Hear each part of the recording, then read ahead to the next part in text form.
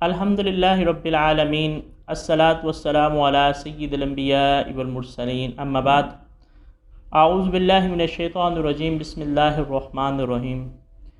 آج رمضان المبارک کے سلسلے کی آخری نشست ہے، اور اس نشست میں بالخصوص تو دعا کی جائے گی، لیکن چند گزارشات جو ہے وہ میں پیش کرنا چاہتا ہوں۔ سب سے پہلے تو وہ منہج، وہ اسلوب یا طریقہ کار جو ہم نے اس پورے ماہ کے اندر اختیار کیا، ہم نے جو انداز اختیار کیا وہ نہایت جو ہے وہ سادہ اور عام فہم جو ہے اختیار کیا گیا۔ عالمانہ، فلسفیانہ اور دقیق نکات جو ہیں وہ انداز جو ہے وہ اس پروگرام کے اندر اختیار نہیں کیا گیا۔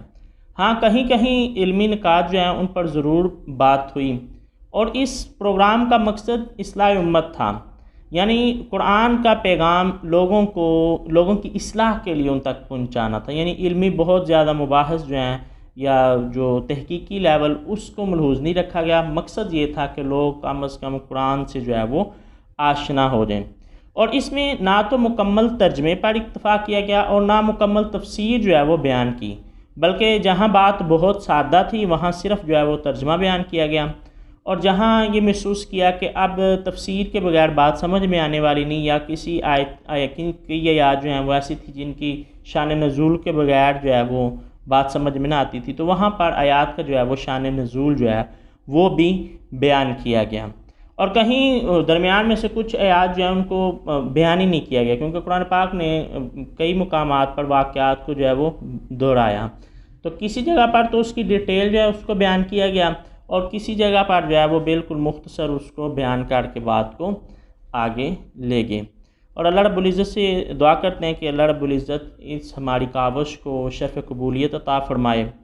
اور میں واٹر پریس سے پاکستان یاسر عرفات صاحب اور ان کی ٹیم کا شکر گزار ہوں کہ جنہوں نے دن رات کی محنت سے اس پروگرام کو آپ لوگوں تک پہنچایا، اور اس کے بعد جو ویورز ہیں، دیکھنے والے ہیں، ان کا بھی شکریہ ادا کرتا ہوں، خاص طور پر وہ لوگ جنہوں نے کمنٹ کر کے ہماری جو ہے وہ حوصلہ افزائی کی۔ اور آخر میں اللہ رب العزت کی بارگاہ میں دعا کرتے ہیں، الحمدللہ رب العالمین، الصلاۃ والسلام علی سید الانبیاء والمرسلین، ربنا ظلمنا انفسنا وان لم تغفر لنا وترحمنا لنکونن من الخاسرین، ربنا آتنا فی الدنیا حسنۃ وفی الآخرۃ حسنۃ وقنا عذاب النار، ربنا افرغ علینا صبرا وثبت اقدامنا وانصرنا علی القوم الکافرین، یا الرحمن الراحمین، یا الرحمن الراحمین۔ باری تعالیٰ تیری توفیق سے پورے قرآن کو سمجھنے کی کوشش کی گئی، باری تعالیٰ اس میں جو کچھ کمی کوتاہی رہ گئی اپنے فضل سے معاف فرما، باری تعالیٰ اپنی شان کے مطابق اس کا اجر عطا فرما۔ اس کا ثواب آقا علیہ الصلوۃ والسلام کی بارگاہ میں ہدیۃً تحفۃً پیش کرتے ہیں، قبول فرما۔ آقا علیہ الصلوۃ والسلام کے توسل سے جتنے بھی مسلمان ایمان کی حالت میں اس دنیا سے چلے گئے، باری تعالیٰ ان کو احسال کرتے ہیں، ان کی قبروں کو منور فرما۔ باری تعالیٰ ہمارے سینوں کو قرآن کے نور سے منور فرما۔ آقا علیہ الصلوۃ والسلام کے نقش قدم پر چلنے کی توفیق عطا فرما۔ باری تعالیٰ ماہ مقدس کے روزے رکھے، اس کی راتوں میں قیام کیا، قرآن پاک کی تلاوت کی، باری تعالیٰ جو بھی نیکیاں کی انہیں شرف قبولیت عطا فرما۔ باری تعالیٰ اس ماہ مبارک کے بعد بھی یہی جذبہ قائم و دائم فرما، ہمیں زیادہ سے زیادہ نیکیاں کرنے کی توفیق عطا فرما۔ معاشرے کے اندر امن و ایمان کی فضا کو پیدا فرما، ہمیں ایک دوسرے کو برداشت کرنے کی توفیق عطا فرما۔ جتنی بھی معاشرتی بیماریاں ہیں، حسد، کینہ، بغض، تکبر، چغلی، غیبت، ان تمام بیماریوں سے بچنے کی توفیق عطا فرما۔ باری تعالیٰ جہاں بھی مسلمان ظلم کی چکی کے اندر پس رہے ہیں، ان مظلوم مسلمانوں کی مدد فرما۔ باری تعالیٰ جہاں بھی مسلمان ظلم کی چکی کے اندر پس رہے ہیں، کشمیر کے اندر، فلسطین کے اندر، جہاں بھی مسلمانوں پر ظلم و ستم ہو رہے ہیں، باری تعالیٰ ان کی غیب سے مدد فرما۔